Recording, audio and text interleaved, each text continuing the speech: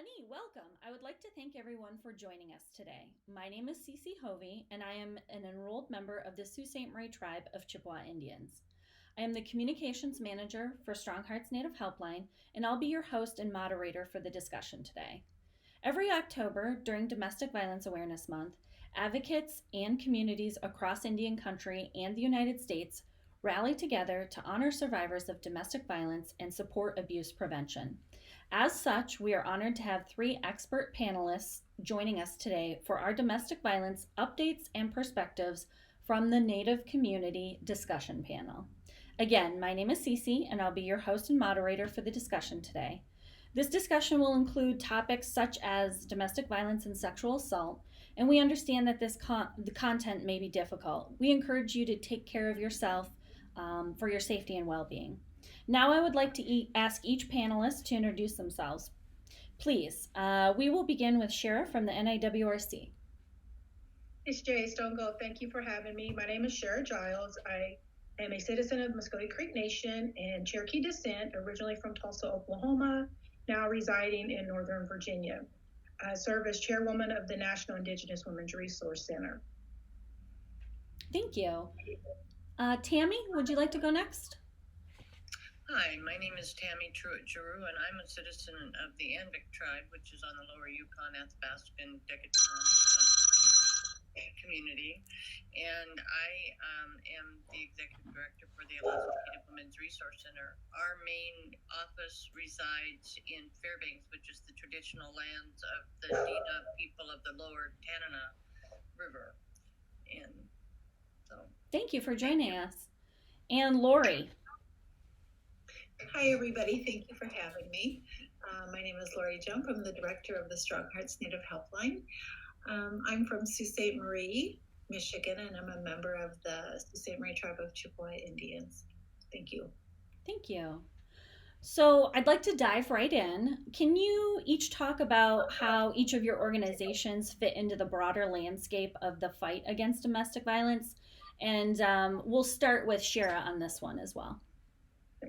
Thank you. So the National Indigenous Women's Resource Center, or NIWRC, assists with technical assistance and policy around domestic violence and sexual assault for Indian country, and looking at the sovereignty and protection of Native women, as well as tribal sovereignty as well. So we realize and understand that goes hand in hand. We're in our 10th year as an organization, as a nonprofit out of Lame Deer, Montana. Excited to say these are our sister organizations that we're presenting with. StrongHearts was out of a vision, out of early board members and just years of discussion about what was really needed in Indian country. And so NIWRC was able to partner and foresee and come to the creation of the StrongHearts Native Helpline. So we're happy to have Lori as our director there and working that. It was, starting off as a program, but really setting it up so that we know the need is greater than we ever envisioned, and that it will continue to grow and serve Indian country well. So excited to see how fast it has grown since starting that. And like I said, it was from my perspective, seeing that as a board member coming in a little bit later, that these women before us had this vision, and to see it in full effect now and fully developed and developing. I know we still have a long ways to go, but that's exciting to have StrongHearts, a first of its kind in Indian country. And of course, our sisters in Alaska, and understanding the unique needs there. And then for them to be able to start their own resource center there. So we've worked with Tami for years and our Alaska sisters for years. And making sure that their voices were always heard because of their unique circumstances in Alaska. So that's really what NIWRC as a national organization is trying to uplift all the voices of Indian country from the unique perspectives, and keep reminding our outside partners and allies that not all tribal people are the same, not all jurisdictional needs are the same, but we have that sovereignty piece as Indigenous people. So we're doing our work, again, across Indian country, and doing additional work in Hawaii, understanding those needs are going to be uniquely different as well. So we represent all of Indian country throughout the U.S. and working to end domestic violence. Thank you. Tami, would you like to follow up? Again, the question was, can you talk about how each of your organizations fit into the broader landscape of the fight against domestic violence? Well, I think that Cherrah said it well in terms of the fact that Alaska Native people, in terms of their ability to be heard, was really a necessary next step in the work that had been going on because of the National Indigenous Women's Resource Center and some organizations prior to the National Indigenous Women's Resource Center. And as maybe isn't known, but with the 574 tribes, federally recognized tribes in the nation, 229 of those federally recognized tribes reside in Alaska. So that being said, that's 40% of the tribes in the nation with unique legal status, which was challenging in order to receive the services and resources necessary to help really combat domestic violence for victims in terms of shelter, supportive services, and other things that are needed in order to make changes in a person's life that is trying to survive and come out of a situation that involves domestic violence. As Alaska Native Women's Resource Center, the other very big piece of that was that for many years prior to becoming a nonprofit organization, several of the advocates that are actually currently sitting on our board of directors had been stating to whoever would listen, really, that we needed our own training and technical assistance in Alaska in order to meet the specialized needs of our tribes here in Alaska. We have many diverse tribes, as all tribes are, and so you can't lump us all together in one big pot, so to speak. And we really also feel that the tribes had the answers, but they needed the support resources and policy efforts and a lot of other educational types of efforts in order for those voices, languages, and teachings to be able to help facilitate change that was going to hopefully change the high amount of numbers that we experience in the Alaska Native population, domestic violence, victimization, and survivorship. Yeah, thank you. I learned a lot. So, Lori, can you talk a little bit about how StrongHearts fits into that as well? Sure. As Cherrah said, we'll go back to Cherrah because I think she really summed it up very nicely. The National Indigenous Women's Resource Center has been so instrumental in really pushing the envelope, I think, with getting our issues addressed. And StrongHearts wouldn't exist without them. And the work that came kind of from advocates across the country. One of the things that we know is, as a longtime advocate, is really that there is a huge resource disparity in our communities, and it's very hard to access services for some people. And so what StrongHearts really tries to do is to fill that gap, so that when somebody's reaching out for help, if programs are closed, if it's after hours, if a tribal community doesn't have a program, and you know, the reality is that there are many tribes that don't have a program that addresses domestic violence specifically. So we are trying to fill that gap for those people, for those relatives that need help. And, you know, at this point, we are not operating on a 24/7 basis, but we hope to get there soon. We are really working hard to you know, build that capacity in terms of having the number of staff that we need to offer this service 24/7. And so, I think that we're so lucky to have national partnerships with, both the National Indigenous Women's Resource Center and the National Domestic Violence Hotline that has really helped get us to this point. And so, yeah, we kind of view ourselves as a gap filler, for people across the country, as we are a nationwide program. Yeah, thank you. So at this point, I would like to let anyone know who is watching this on Facebook Live that this event is actually pre-recorded. However, our organizations will be watching the comments and interacting and answering any questions that you may have. So we do encourage you to participate. So coming back to our panelists, what are some of the unique challenges to accessing services that communities face based on their locations? And I think a great place to start with that question would be Tami. And I hate to say this to you, but would you please repeat it? I was trying to change an appointment that I had. That's okay. That's okay. I was gonna overrun this one. So. We're all busy ladies. What are some of the unique challenges to accessing services that communities face based on their locations? Well, in Alaska, as maybe people do or do not know, is that many of our tribal communities are only accessible by small airplanes, boats, snow machines in the winter, ferries, basically very remote, isolated, non-road type of village communities. Many of those communities do not have basic services such as 911, do not have services such as law enforcement, oftentimes the health care services are provided through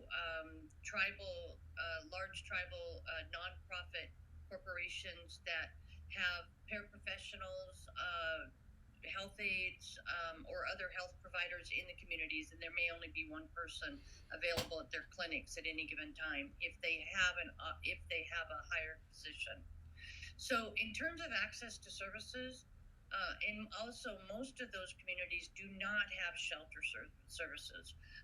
They may have, a lot of them, of course, have their tribal governments, and they may have tribal grants that might be able to help facilitate some of those kinds of services, depending on, again, where they're located, how large the tribe is, access to services. They may be in what we call hub communities. And the hub communities are really larger, isolated communities that have smaller communities around them where services might be. They may have a shelter there. They may have law enforcement there. They may have the hospital or the larger clinics available in those hub communities. But that being said, you have to get there. And in Alaska, weather can always be a very unpredictable. Weather can be very unpredictable. And so when you're using small airplanes to be flying in and out of communities to access those communities, that can be really dependent on that weather in order for the safety of the passengers and the pilots that are flying those planes. The other issue that goes along with that then is most people don't want to leave their communities. So going to a shelter outside of the community and or trying to access services outside of the community can be challenging. During COVID, we've also had another little glitch, unfortunately. It's not even a little glitch, it's major. And that is that one of the major airlines that served 187 communities, that remote communities, both hub communities and small, vital tribal communities, went bankrupt and stopped services. So they had to try to find other airlines to try to fill those gaps, and that has not been done completely. It's getting better, but there were several months that there weren't services available. Shelter space is another issue that has created big problems in that we only have 3 village-based shelters in Alaska. One is in Immonik, one is in Hooper Bay, which is brand new, and one is out in Aleutians in St. Paul. But that being said, as all shelters, space had to be made for COVID, but even prior to that, overcrowding was creating a crisis to even getting people into housing. Safe homes in communities was a method that was used oftentimes for emergency housing or emergency services for the moment. Mm-hmm. Again, depending on the community, depending on if that was available, whether you had a family member that you felt safe with, again, there's no law enforcement. There was no other responses available. And so, again, that can also create other issues along with that. And COVID, again, has also created some real challenges to housing people beside your own families in your homes. Right. Especially when you have many of the homes that are overcrowded and often potentially don't have running water or septic. So, I mean, that's just kind of a small piece of that. But the other issue really is lack of law enforcement, lack of the resources to do the response. And if you do have the resources to do the responses, the physical aspects of really trying to get somebody into a safe situation if they choose to do that. So it sounds like transportation is definitely a challenge. And just to follow up on that, because my experience with Alaska is very limited, how does technology play into accessing services? And I think that this could be for other tribal communities outside of Alaska. Internet connectivity, most villages have some connectivity, but it's pretty limited. Mm-hmm. And what I mean by limited, it's either so slow that you can't get on the internet, or the fact is that you can't, if you go over a certain bandwidth, it costs you so much that most homes can't afford the internet connectivity, and it's still slow, whether you can afford it or not. Mm-hmm. I think we've got more cell access to small communities than we've had in prior years. But again, it's a matter if the cell towers are up. Is the cell service working? Right. It's challenging. Yeah. There are some real challenges to when we talk about isolation, we're talking about isolation in a way that most people don't understand. Right. Yes. And thank you so much for explaining all of those challenges with the isolation. Lori or Cherrah, do you guys have anything to add to that? Maybe what you're seeing in the lower 48? Yeah, I'll just say that, I thought that we had challenges. I'm from the Upper Peninsula of Michigan, which is, I always thought was very rural. But to be honest with you, we have roads. We have, cars. We have transportation. We may not have public transportation, but most people can access transportation from somebody in their community, right? And so, I think that Alaska is the almost kind of the worst case scenario when you think about access. When we look at the tribes across the country, as we said, there's 574 tribes. Well, in the StrongHearts database, we have less than 300 Native specific, culturally specific resources in our database. And so, and when we look at shelters, there are less than 60 across the country to serve all of these tribal nations. And so there definitely is a resource disparity. Transportation is an issue. Another thing with small communities, and I feel like, we say we are all related, right? And sometimes that's literally true. We are literally related to the law enforcement officer, the probation officer, the victim advocate, and that can make it very difficult to reach out for help when you know that person. And domestic violence is hard to reach out for anybody. It's difficult to say that the person that you love is hurting you. And so, but when you have to tell that to a relative to ask for help, that does make it more difficult. And so that's I think very specific to Indian country and our very small, tight-knit communities. that sometimes, in some ways it's such a blessing that we have all of these relatives, right? We have tight, big families. On the other hand, it can be a barrier to reaching out for help. So, yeah, definitely. Thank you. Cherrah? Yeah, just to add to that, my tribe does come from a large area that we're both rural and very metropolitan. So access to resources is there. It's never enough. I mean, unfortunately, whether it's shelter, whether it's culturally appropriate services, whether it's response time, those things are still pending and still challenges, whether you are from the urban area or from the rural area. Those are always the unique challenges. So sometimes when someone's, if they're calling from my tribe in our reservations, like, yeah, are you calling from rural Oklahoma, or are you calling, from the nearest city? And how best to access services. But when you look at the work and we look at Indian country as a whole, we always say, domestic violence is not traditional, right? And so not having had these things contextually, historically for our people, how did we serve each other when we didn't have funding, when we didn't have laws in place that we were protecting one another? NIWRC, this whole movement in this grassroots effort came out of that. Across Indian country, it was those mothers and aunties and sisters that were saying, you know what, I can see you need help, or who's calling out. We're inviting you into our homes. And I think of our sisters in Alaska, our sisters there, that's what they were doing. It's, you have to bring them into the home because there's nowhere else to go, and we're not going to turn our backs on you.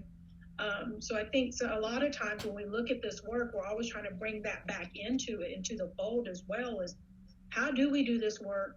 How do we end domestic violence? How do we keep our families safe if we didn't have the funding, if we didn't have shelter services available? So we're always being creative in that. And sometimes we get our hands held that does limit us. Well, your grant fund says you can only do X, Y, and Z in a certain amount of time before this certain day. And that's not how we work all the time. So I think all of us as advocates and all of us doing this work in Indian country are constantly reminding our federal partners, our granting partners, that, hey, this doesn't always work in Indian country. This is what, our unique needs are specific. And yeah, what works in Alaska may not work in Oklahoma, and it may not work in Northern Virginia. And when I look at service now as an Indigenous woman living in Northern Virginia, there's not any, domestic violence programs here in this area. I came from Florida. There's no domestic violence services specifically for American Indians. So our quickest connection is StrongHearts, is the helpline to say, yes, here I am, an Indigenous woman, my tribe's in Oklahoma, but I'm living in an area that's not covered by a tribal program or even has a tribe, that sometimes that's where's my next best, service location? Where's the next best where I can get appropriate service? So again, having those partners and allies in the community as well that may not necessarily be ran by the tribe or by a tribal coalition or program, but that says, hey, yeah, we understand the unique issues of sovereign women and Indigenous women coming to our shelters or coming to us for services. So I know that was my experience in Florida, was that we had shelters reaching out saying, hey, we don't have a lot of women coming forward. What are we doing? What do we need to do to make sure they know these services are available? How do we make sure our staff is culturally competent and able to work with those women and those families? So again, it's not that we're living in a bubble in Indian country, but that we're here in this larger context as well, and we're an additional resource, but that we are advocating for those funds, advocating for those things that historically we didn't have. And where's that responsibility lie? So we're constantly, it's hard being Indian. I say that all the time. It's hard being Indian because you do truly work and walk in two different worlds. And I had a young lady one time, she was African American, and she was like, well, what is this Indian country? Sounds like this mystical, magical place. And I've used that story constantly since then, because from the outside looking in, if you're not familiar with Indian country, and this was a person living in Oklahoma, had no idea what that meant. And until recently, we didn't have what we identified as reservations in Oklahoma, and the ideas of Indians and what does that mean? We are sovereigns within a sovereign nation, so those things are very unique. But that funding has to be there, the advocacy, and just the grassroots, just who we are as Indigenous people, taking care of one another. I think ultimately we will always rely on that. Is when the money's not there, or doors, we're mandated, we're only here from 8 to 5 Monday through Friday, but what do we do the rest of the time? We're constantly thinking and strategizing and troubleshooting and trying to best serve our communities in that way. And again, a lot of time it's after hours, outside of funding and resources. Yeah. Thank you for explaining those challenges. They're quite numerous in all of our different areas. So I'd like to take a minute and talk about the recent Magurt decision. Legal experts are calling the Magurt versus Oklahoma the most significant federal Indian law case of the century. So some quick background. I mean, I know you guys are all familiar, but just for our Facebook watchers out there, I just wanted to give some quick background. So on July 9th, the Supreme Court's Magurt decision upheld the treaty-affirmed reservation borders of the Muscogee Creek Nation. The ruling upended previously held legal opinions that jurisdiction over major crimes transferred from federal courts to state courts. Further, that jurisdiction in fact belongs to a federal or tribal court. The reservation boundaries of the Muscogee Creek Nation were at stake, but the ruling has a significant impact on who has jurisdiction over major crimes as they relate to both Native and non-Native perpetrators on tribal land. And if the Supreme Court had decided judicially to disestablish the Creek Nation's reservation, the majority of those lands within the nation's historical boundaries would no longer be considered Indian country. So this ruling is critical in the prosecution of domestic violence crimes against Native women. Jurisdiction or lack of jurisdiction is at the heart of why rates of violence are so high for Native Americans living on trust or reservation lands. So the question I pose to each of you is, how do you think that the Magurt decision will impact future domestic violence cases? And we'll hear from Cherrah first. As a citizen of the Muscogee Creek Nation, of course, that was a huge victory for our nation as well as Indian country, to say these lands were never disestablished, and to reinforce that what was already there. And because of advocates and, again, people that worked boots on the ground with the Violence Against Women Act, where we got a small piece where we can say we can prosecute non-Native offenders that commit domestic violence crimes on Indian land. That was huge for us. And now to say, for our tribe, to say, okay, now that extends to all of our reservation. I was one of those Indians that I didn't live on tribal land. I didn't live on what we considered tribal land at the time. And when I went through my abuse situation, I mean, there were a million times I wish I could call my tribe. I wish I could call our law enforcement. And that wasn't reality for me at the time, because, well, where do you live? Well, I'm in an urban area and off the reservation, as it was seen. And so now that to have that availability, and as Lori mentioned earlier, if it's a smaller community, I now have had some options. I could call my local law enforcement in the city I was living in, or I can call my tribal police and have them come and investigate or whatever I needed done. But to access services was, regardless where I was, that was still available to me. But when it comes to Magurt, we're in the thick and the heavy of it now. We're seeing these cases. Unfortunately, the flip side is these cases are being the state didn't have the right to prosecute in a lot of these cases, so they're not addressing these cases. They're letting criminals go. So we're picking up a lot of those cases now and trying to make sure they don't fall through the cracks.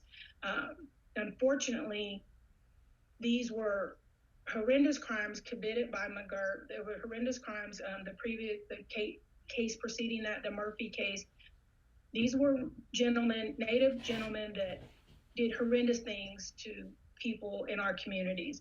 And we don't ever want to forget that. We want people to remember. We want them to face their punishment in Indian country as they would anywhere else in the world, and as they were doing at the time of their cases. And now to remind people, they weren't free, they weren't let go, they were just saying who has the right jurisdiction. And just as anyone travels across the world, you commit a crime and anywhere else in the world, that jurisdiction, whether you're in a different state or a different county, different city, different country, that's who's going to prosecute your crime. But yet, unfortunately, when people were coming onto Indian country, we didn't have any say, and we weren't having any rights to prosecute those crimes. And largely, we still don't. But because of VAWA 2013, we have that small piece when it comes to domestic violence. But what does that entail? That entails a lot on the tribal end to be able to house these criminals, to be able to prosecute these criminals, so having sophisticated court systems, having the funding to do that, to have public defenders for these non-Native offenders.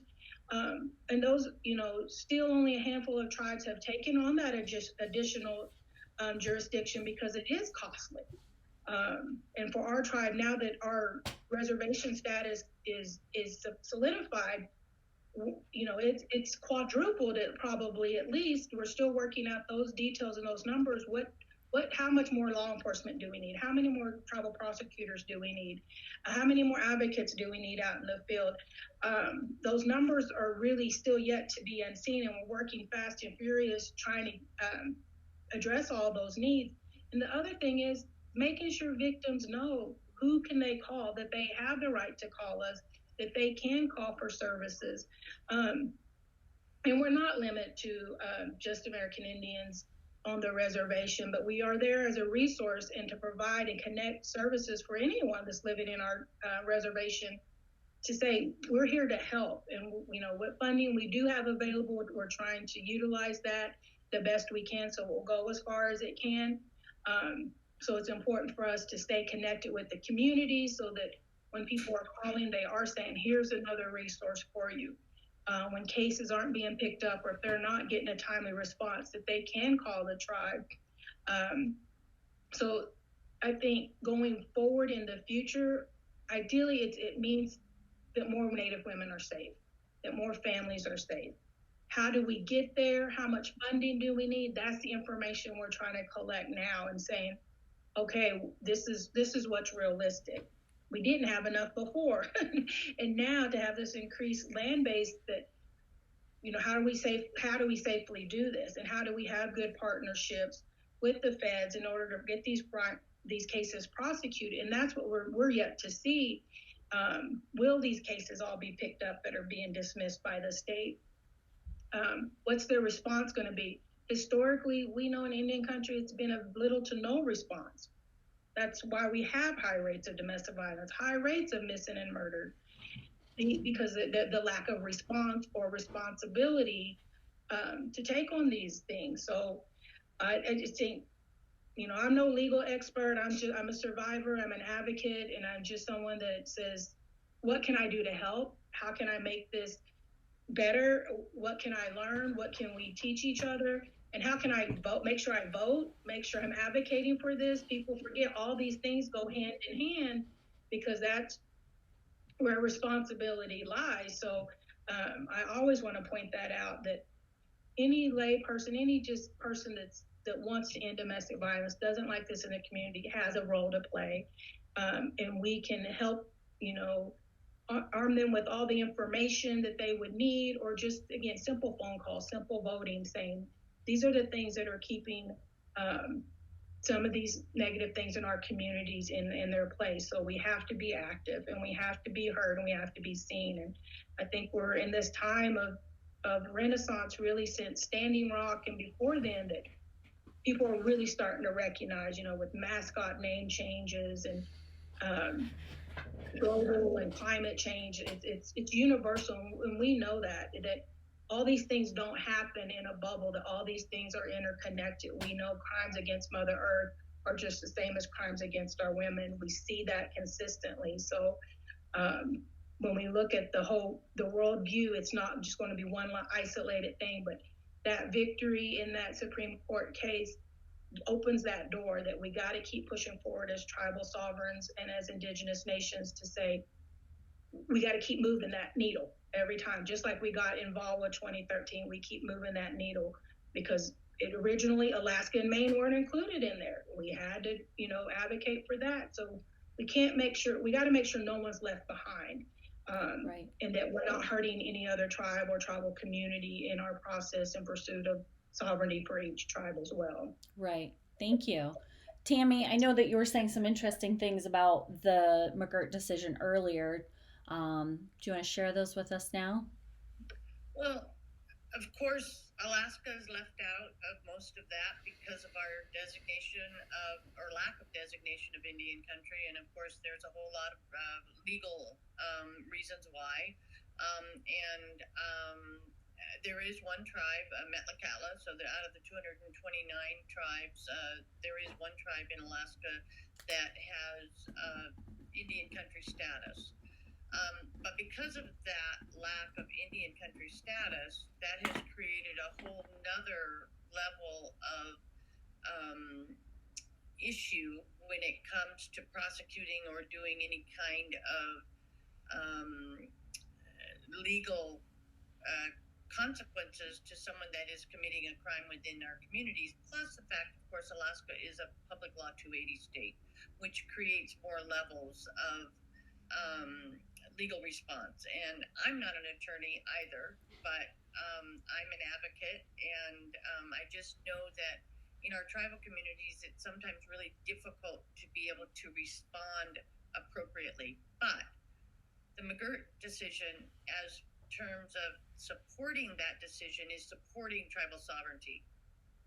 And that's the importance of, from my perspective, Alaska tribes being able to, as a tribal, federally recognized tribe, saying, we support the sovereignty of our brothers and sisters in the lower 48, no matter what the circumstances might be. And so I think that's important that we stand together as tribal nations in support of that in order to move forward in whatever way our tribal government can and or does in the future. Right. Thank you. Lori, do you have anything to add? Yeah, I think that, of course, as both of our sisters have said, it's, sovereignty, number one, is what all of our nations are built on, really, is that recognition and honoring the sovereignty of tribes. And then when you look at jurisdiction, it's the most complex barrier that we have. And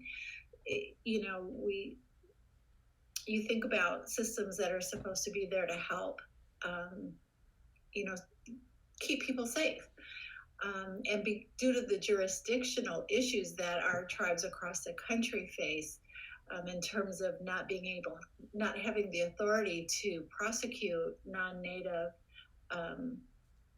persons who commit crimes on our reservation lands and in our homelands, that has resulted in this a vacuum, right? So where somebody can come to our lands and do something horrible to one of our relatives, and our tribes do not have the authority to prosecute that person, and it really is tied to the very high rates of violence that we have. I believe that. When somebody sees that they can do something and there's no action by the tribe, and because of the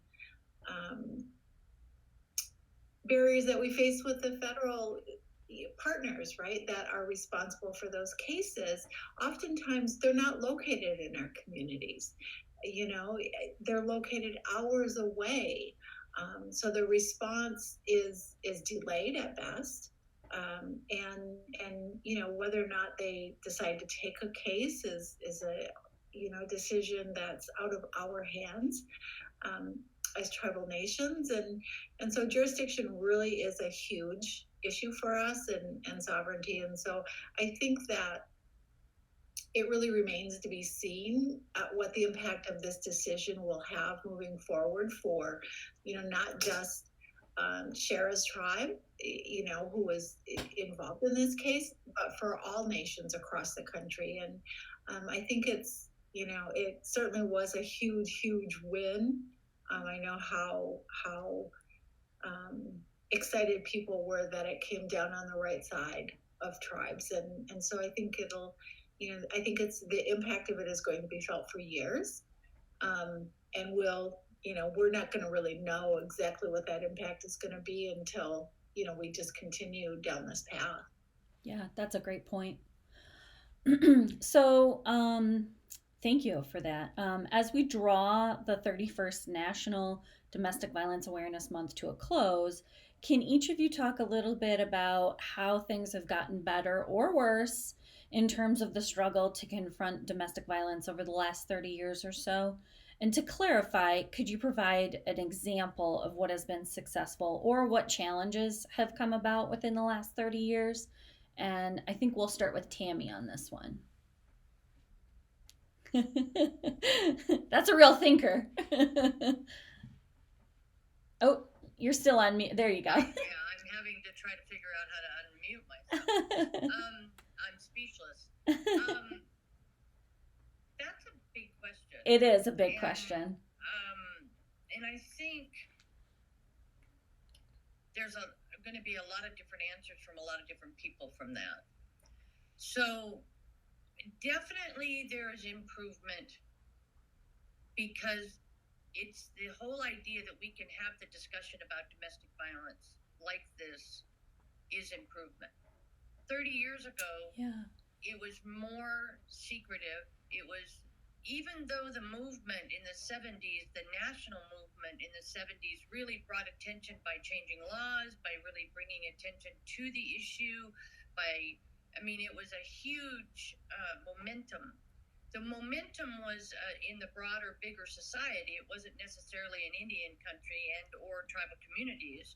And that came later because, unfortunately, as we, and I don't even like to bring this up, but of course, unfortunately, our statistics are much higher than even the general population in the area of domestic violence for a lot of different reasons. But that being said, it's being talked about, programs are being started, families are not accepting it, people are being more proactive in understanding why it happens and trying to make it stop happening in a much broader sense and in much bigger numbers. It's still a huge problem. It's still under-resourced. It's still, part of the issue here isn't just about safety oftentimes. And I think that that's the other issue that we are also trying to help tribes, because that's the people that we work with mostly, and tribes and working with victims and survivors of domestic violence. But I think the biggest issue that we have to come across with is that safety is the first step. But there's a whole lot of steps after that are going to create the survivorship from the level of domestic violence. And that's where I think we are at now. I think what we're doing is, look, you have 3 organizations that are dedicated to doing TA training or safety and or response specifically to tribal citizens, and sometimes not tribal citizens, but people that may be living in tribal lands or in tribal families. So the whole point of that is that there's been a huge change, but we cannot sit on our laurels, so to speak, and think that it's all gone, because it's not. We're just beginning, and the beginnings are continually re-educating about what is domestic violence. Why is it wrong to behave that way? What causes this? We don't have all those answers, but we continue to have those discussions so that it's not acceptable behavior. It's not acceptable to go into your local store and see a woman, particularly, with a black eye. That's not acceptable in the community anymore. It may have been 30 years ago, but it's not today in certain communities, because there's been change. There's been change in attitude. There's been change in education. There's been change in the fact that we do not have to live or accept this types of behavior. Again, there's a whole lot that needs to continue to be done in order to come from a victimization to survivorship. But I think that's where the strength is. I think every person who has experienced or has had the misfortune to have experienced domestic violence in some form, and it's really a survivor. Oh. It seems like your throat might be a little dry, so we'll go over to Lori. So what changes have you seen in the last 30 years, for better or worse? Yeah, I think Tami's right on. 30 years ago, we wouldn't have had this conversation, right? We wouldn't have even been talking about it. If we saw somebody, a woman in a store with a black eye, we would have averted our faces, right? Mm-hmm. And so there has been tremendous growth. I think, if you look at just more recent things, we've had people advocating for us at the federal level, and certainly NIWRC is a huge part of this. And, to open up funding streams that can support the services that our relatives so desperately need. And so in the past couple of years, just specifically, we've recently gained access to the Office for Violence, the VOCA, Office on Victims of Crime funds, which we've never been eligible for at the federal level. That's a huge, huge change, and that can bring the resources that we need. I think moving forward, really what's going, we can't just attack this problem after it happens, right? We're not going to change it. We're not going to stop it if that is the only thing we do is help those who've been hurt. We have to look at it from before and say, how do we stop it from happening to begin with? And I really think that for Native people, going back to our traditions and our ceremonies, and really that respect for all living things, and really connecting to what that means is our path forward. And so moving forward, it's hard to say this because I think that, we still don't have the money that we need to help every victim. So then how can I say we need money for something else, right? As an advocate, the work of my heart has been helping people that have been hurt. But I also recognize that as tribal nations, as communities, we need to help those who are also doing the hurting, right? We need to change that behavior. And so our work really needs to expand, We need to expand that work and work with everybody in our community, and we have to start at young ages, teaching this respect and this, and how to have disagreements without it turning into, something violent, how to, recognizing that just because you are one gender or another puts you in a specific space of one of superiority and one of control, and and the other one of submission. And so we have to change that worldview, I think, of within our own communities, and that takes a lot of work. And so as Tami said, so much has changed, but the reality is we still have so far to go. Yes. And it's going to take everybody. It's got to take everybody in the community working together to bring about those changes. I think that's a good point. It sounds like what you're both saying is it's not a sprint, it's a marathon, and we've only just begun. Cherrah, do you have anything to add to that? I like what Lori said about making sure culture and tradition is really, till we get back in balance and alignment with that. I think that's always key. And so when we're looking at from coalitions or program specific, that we're always including that element in the work so that it's not missed, and that that idea of survivorship, because inherently so many of us have gone through this, whether ourselves or relatives, that we create and change this mindset of how we're addressing and looking at domestic violence. And yes, historically we are, I come from the National Indigenous Women's Resource Center. We're looking at, because our numbers have been higher there, but we're still missing that whole population of, our LGBTQ and then our young men.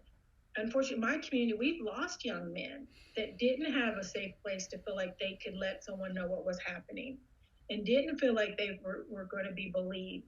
And, their lives were lost because of that. And so I think we will continue to do the work, because it includes all of us. It includes the historical traumas that have happened to our people since contact. If this wasn't in our traditions, and we're still a young, fair, new country as the United States, and then for people to try to understand, but our people have been here longer than that. We were surviving and doing well beyond that. We know how to take care of ourselves and one another. So just getting back, so like I said, it is a long way to go. We've had tremendous success. I remember a time in my life as a young person witnessing domestic violence, and the police officer response was, "There's nothing I can do because they're married." She's the wife, she's property of her husband. But yet she's getting knocked out, dragged out around this apartment complex because no one can stop it, because she was property of the husband.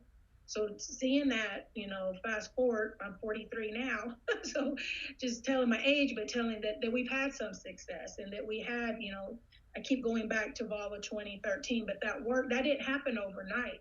That's been since the 70s, since the beginning, saying tribes need to reinforce tribal jurisdiction. Unfortunately, it was a case, the Oliphant case, that took that jurisdiction away from tribes to be able to prosecute non-natives.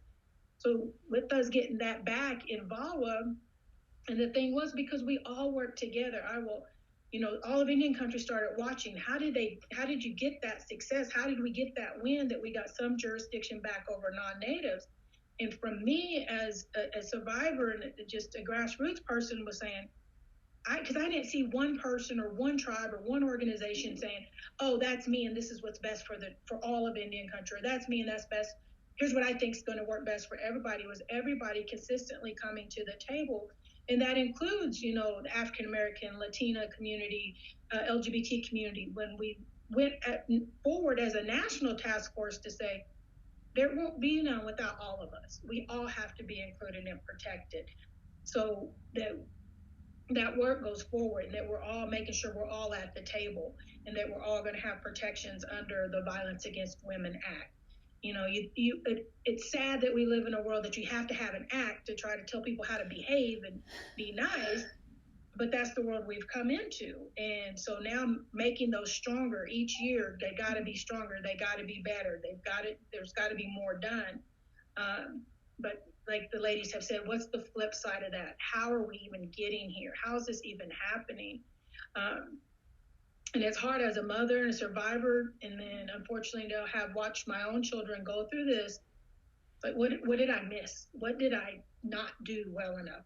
How can I not make sure this doesn't happen again? So, and you raise your young men to be one way, young ladies to be in, one way, and when somebody hurts them, and it's like those fears all come back to you. So it's like, what are we still missing? So constantly searching for those answers and those things that will hopefully work and hopefully help heal our people. Because again, the batters and abusers historically by data are non-native in Indian country, but it also is our native families that are doing this as well. And how are we helping them? How are we helping them get better? Because throwing you in jail or giving you a protective order isn't necessarily helping you rethink or change your mindset about things. But so along those lines, we do have a long way to go, because there's not enough services yet for everybody on both sides. Like she said, we do a lot with victims after something's happened. Mm-hmm. How do we stop it from happening? That's going to be the golden question.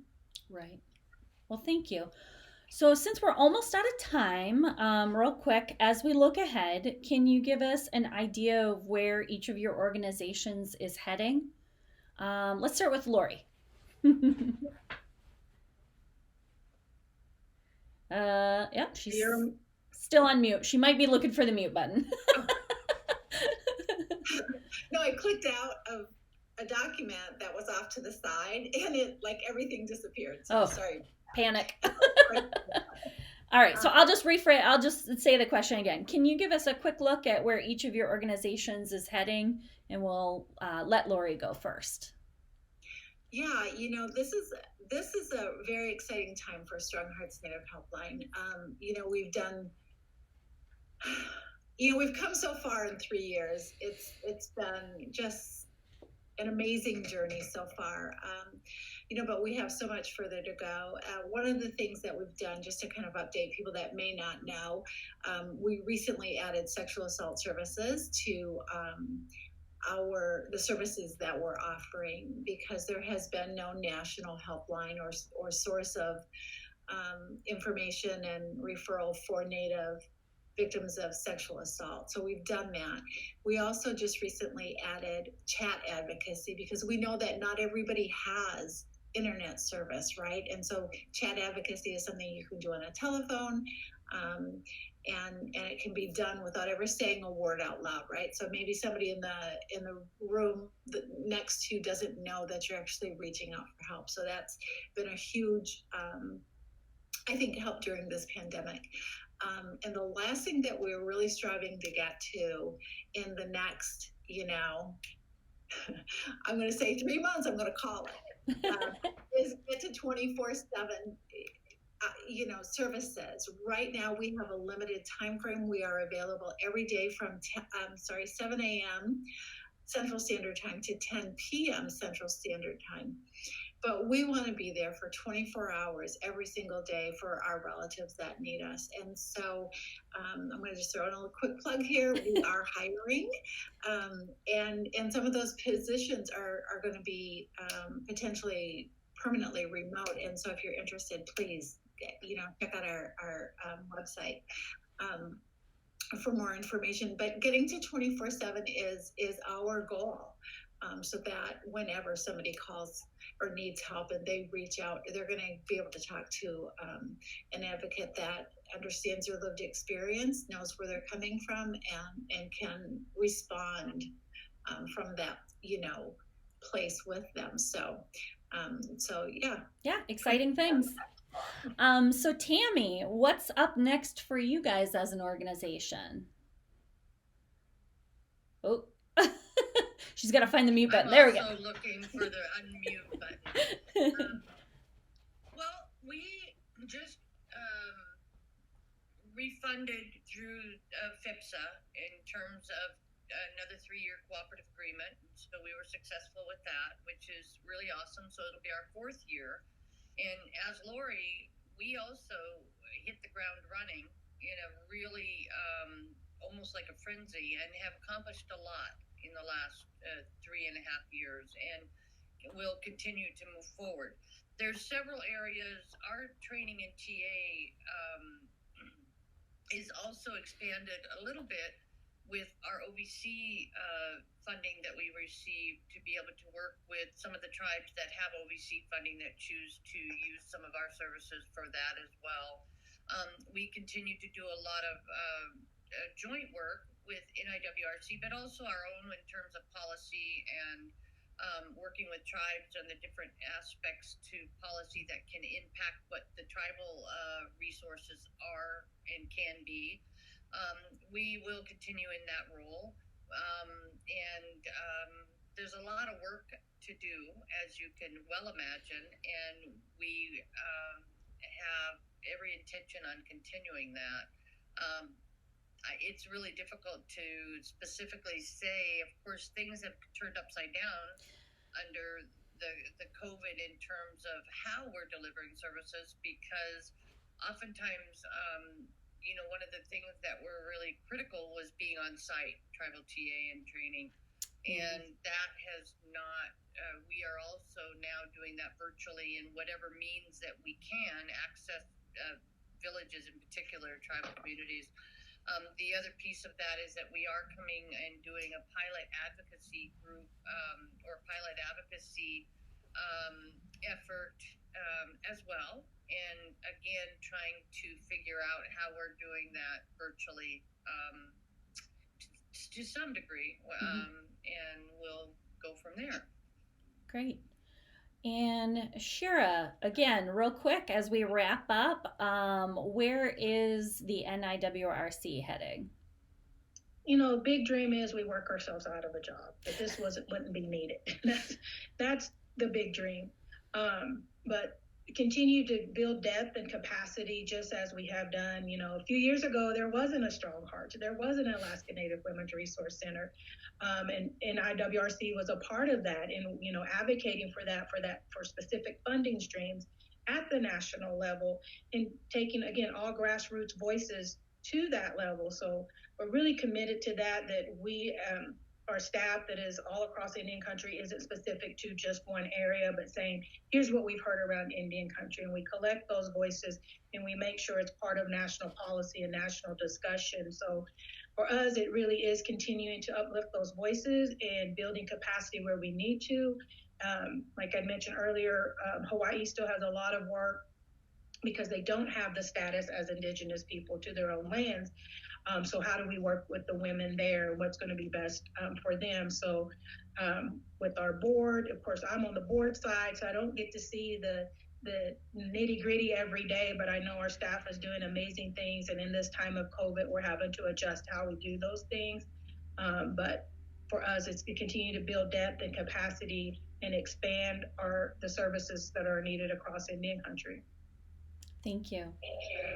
So that wraps it up for us today. Thank you to those of you who have joined us for this discussion. And thank you again to our panelists, Cherrah from the National Indigenous Women's Resource Center, Tami from the Alaska Native Women's Center and Resource Center, and Lori from StrongHearts Native Helpline.